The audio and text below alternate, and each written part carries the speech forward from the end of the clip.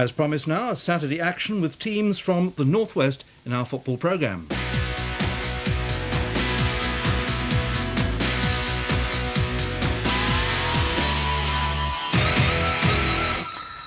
Welcome to the first Goals Extra of the new year, and we've plenty of them as well. But first of all, we're going to take a check on the Premiership for you in case you've just come in. And could that be the turning point in Bolton's season? A very valuable penalty by John McGinley against Wimbledon, giving them the 3 points.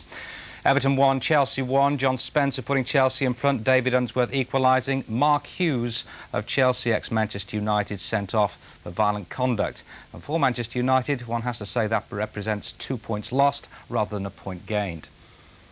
Blackburn winning away from home for the first time this season. In fact, Loftus Road was the venue of their previous away win at the back end of last season. Inevitably, Alan Shearer, the scorer. Liverpool Wednesday with just 3 minutes to go. Ian Rush there. Violent conduct. And for Manchester United, one has to say that represents 2 points lost rather than a point gained. Blackburn winning away from home for the first time this season. In fact, Loftus Road was the venue of their previous away win at the back end of last season. Inevitably, Alan Shearer, the scorer. Liverpool equalising at Sheffield Wednesday with just 3 minutes to go. Ian Rush there. And Manchester City losing again, this time at Spurs. Chris Armstrong after 65 minutes. Now, you can see how significant those two drop points are for Manchester United, because Newcastle have 2 games in hand, one of which is tomorrow, and their lead is 6 points. Whilst at the bottom, Bolton are still down there, 6 points from a position of safety, so it's a lot better for them than it was before that result against Wimbledon. Manchester City in the bottom 3. Right, well, at the start of the day's proceedings in the First Division, it was Stoke 6th, Leicester 3rd, but separated by only 2 points. Now, that victory actually moves Stoke up 3 places. Leicester are still to win under Martin O'Neill, their new manager. Commentary is by Peter Brackley. Wallace. All slotted through. This is Sturridge! It's the goal that Stoke City have been threatening. 27 minutes gone. Simon Sturridge. Now Sturridge is away. They've got 3 up in a line here. Carruthers and Keane. Still Sturridge. Sturridge with a shot off the post. Paul just got a hand to it. Paul staying back. Chance for Gleckhorn. Grayson with the cross. Roberts coming in, and a shot from Churcham. Superbly saved that by Prudo. Well, Tranmere Rovers are unlikely to gain automatic promotion this season. They've had a pitiful run, actually, 7 defeats out of 8 games before today. They managed a point, though, with Sheffield United. Sheffield United actually drawing for the 6th successive time under their new manager, Howard Kendall. Jim Beglin. For Howard Kendall, it was a return to Merseyside, along with the Yorkshire club's record signing, Liverpool old boy Don Hutchison. And before long, we saw the passing football, which has replaced Dave Bassett's Route 1 tactics. Whitehouse's cross deserved a better reaction from David White. And not too confident, Tranmere found chances hard to come by, but in the second half they played with more purpose. Ian Moore was very unlucky. But when Rovers failed to clear a Sheffield United corner in the 72nd minute, a Glyn Hodges strike set up the chance of only a second ever win at Prenton Park for the Blades. Their last was in 1939. But Johnny King's men kept going, and just 5 minutes from the end, Ian Moore yet again showed everybody why so many big clubs have got their eyes on him with another superb finish. It ended 1-1. Yes, it really was superbly taken goal, Ian Moore. Well, nothing wrong with Oldham's chances of reaching the playoffs as long as they can put a good run together. Mind you, the same applies to about 14 others, and that includes Barnsley. And they won at Boundary Park today in a most uninspiring game, and we do apologise for the poor quality of the pictures, as poor as the game bowl accounts. Mike Sadler. After last week's goalless FA Cup encounter, it was more of the same in the first half, though Gunnar Haller really should have put Oldham ahead. Latics started the second half brightly, and within minutes Stuart Barlow was presented with a gilt-edged chance, but Dave Watson did just enough in the Barnsley goal. His counterpart Paul Gerrard, though, was almost severely embarrassed within minutes, but over-elaboration from Darren Sheridan, and the keeper breathed a sigh of relief.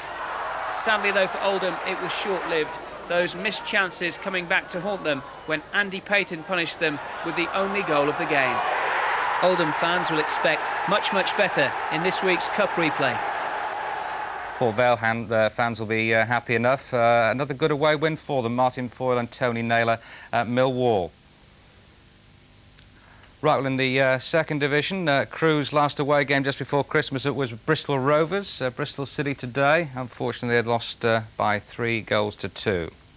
Well, Burnley's previous 3 in the league were all postponed, whereas Stockport have had a pretty clear run, including that excellent victory against Everton at Goodison Park. We'll have that one for you very, very shortly. What we are going to do is go to one of the big games of the day in the Northwest, a Northwest derby at the racecourse ground between Wrexham and Blackpool. Little to choose between the two. Commentator Alistair Mann. Trying to make something out of it. Rather ran into Linnigan, now Connolly, across the face, and it's gone in from Watkin. Up went Linnigan, up went Ellis, flicked on towards Priest, now then, a real chance, and he's taken it. Oh my, is he taking it? Right, it's off to Deepdale now, where always the big question is how many will Preston score, the country's top scorers, and going very well in Division 3. Well, the answer today, 3. The commentator is David Croft. Chips into the area, looking for the head of Logan, who gets up well.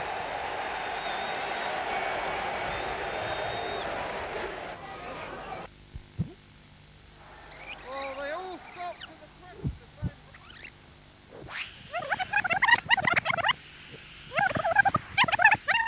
Another goal to stand. Very good game indeed. Cartwright though picks up the loose ball into the area. And there's Bryson, the equaliser. A simple goal. Morget slipped as he meant to make the clearance. Cartwright feeds it out to the wing again. Deep cross looking for Davey. It's 2-1. McDonald sets Cartwright away. His pace had taken him into the area. Great shot. And that's the third. Looking for someone. Not many options ahead of him. Baird climbs well. The keeper has to punch. Well picked up though by Chris Billy, who goes down in the area, and that's a penalty to Plymouth Argyle. Evans against Vaughan, and Vaughan saved it. Well, there you go, David Croft, and at one point there it sounded as if he was accompanied by Mickey Mouse. Right, Chester Bury now, that was the pick. In fact, we're going to Rochdale. Last time out, of course, they were beaten 7-0 at Liverpool. Mick Doherty said it will be a learning process for them. In fact, it's 4 games now that they haven't they haven't won. 5 today. That makes it 5. Losing 2-1 at home to Darlington. Jonathan Parry. Rochdale, still smarting from an FA Cup mauling at the hands of Liverpool, got back to business as usual against Darlington. Steve Whitehall giving them the lead with his 17th goal of the season. Whitehall needlessly knocked over in the penalty area by defender Andy Crosby, and then standing up himself to find the roof of the net with a spot kick. But disappointment for Rochdale in the second half, Darlington finding 2 goals late on to steal the points. Well, there we go, Gillingham in pole position. They won today. Good victory for Preston, as you know. Chester and Bury, they drew 1-1. Right, well, now we can, as promised, pick up the most exciting game of the day. That was at Turf Moor, where a lot of the boardroom shenanigans were forgotten, at least for the time being, because that really was an excellent match this afternoon, described for us by Camilla Affleck. From kick-off, Burnley couldn't cope with Stockport's aerial threat, and after just 3 minutes, the visitors made it tell. A huge throw-in from Mike Flynn, Matthew Bound's easy header. 3 minutes later, Burnley were level. Kurt Nogan's shot was blocked, but Chris Vinicum neatly picked up the rebound. 4 minutes after that, Stockport were back in front. A corner whipped in by Chris Beaumont, Mike Flynn headed home. With the ball back on the ground, Burnley's Andy Cook made it 4 goals in 17 minutes. A twist and turn by Kurt Nogan, laying on Cook's unstoppable shot. Stockport restored their lead with yet another long high lob into the box, this time by John Jeffers. Keeper Marlon Beresford could only watch as Ian Helliwell headed past him.